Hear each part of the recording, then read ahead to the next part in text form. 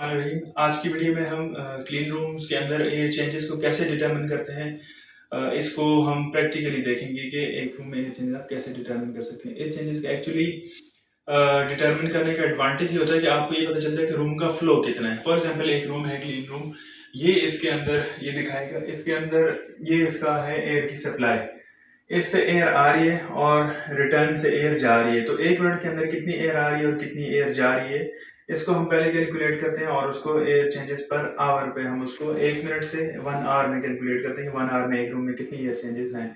जितनी ज्यादा एक रूम के अंदर एयर चेंजेस होंगी उतना ही उसकी क्लीनलीनेस का स्टेटस ज्यादा होगा। तो क्लीन रूम की क्लीनलीनेस को डिटरमिन करने के लिए या उसको मेंटेन करने के लिए एयर चेंजेस का, डिसइंफेक्टेंट्स का और पर्सनल मटेरियल मूवमेंट, ये सारी चीज़ें जो है बहुत क्रिटिकल रोल प्ले करती हैं। तो आज हम उसमें से एक फैक्टर जिसको हम एयर चेंजेस कहते हैं उसको डिस्कस करेंगे कि कैसे हम एयर चेंजेस कैलकुलेट कर सकते हैं।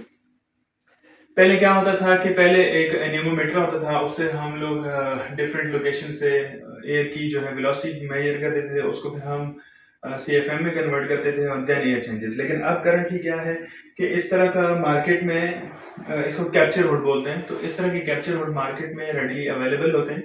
आपने इसको परचेज करना है। इसका यूज ये है कि ये इसका ओपन फेस है ऊपर, इसको आपने एयर की सप्लाई के आगे जो है कंप्लीटली एयर सप्लाई के उसके साथ कवर कर देना है। मैं आपको करके दिखा देता हूँ। जैसे ये है, तो इसको आपने पूरा इसका एयर सप्लाई का फेस जो है वो इसके साथ कवर कर देना है।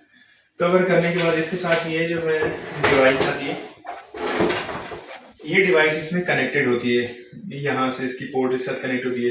अब देखिए यहाँ पे ये बता रहा है डायरेक्टली CFM, हमें एयर वेलोसिटी नहीं बता रहा, डायरेक्ट CFM बता रहा है। मैं इसको चलाऊंगा और इसके साथ कनेक्ट कर दूंगा तो विद इन 5 to 6 सेकंड ये हमें CFM बता देता है, यानी cubic feet per minute, air का flow cubic feet per minute में हमें बता देता है।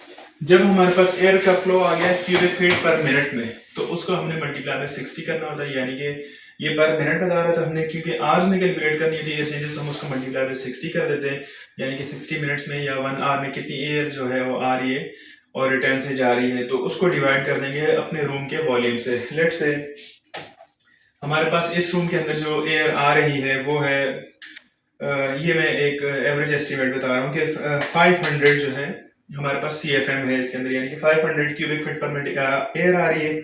उसको मल्टीप्लाई कर दूंगा मैं 60 के साथ, 60 मीन्स के 60 मिनट्स ऑफ एन आवर, और डिवाइड कर दूंगा मैं रूम के वॉल्यूम पे। लेट से इस रूम का वॉल्यूम है 400 फीट क्यूबिक फीट, ठीक है। तो ये हमारे पास 75, तो ये 75 जो हमारे पास आ रहा है ये हमारे पास इस रूम की एयर चेंजेस पर आर आ रही है। तो ये एयर चेंजेस कैलकुलेट करने का तरीका है, बहुत ही सिंपल है, बहुत इजी है। ये कैप्चर हुड के आने से ये और ही सिंपल हो गया। तो अगर आप लोगों को एयर चेंजेस कैलकुलेट करने में कोई इशू हो तो आप हमें कमेंट में इसका पूछ सकते हैं, हम इंशाल्लाह आपको एक्सप्लेन कर देंगे। Thank you.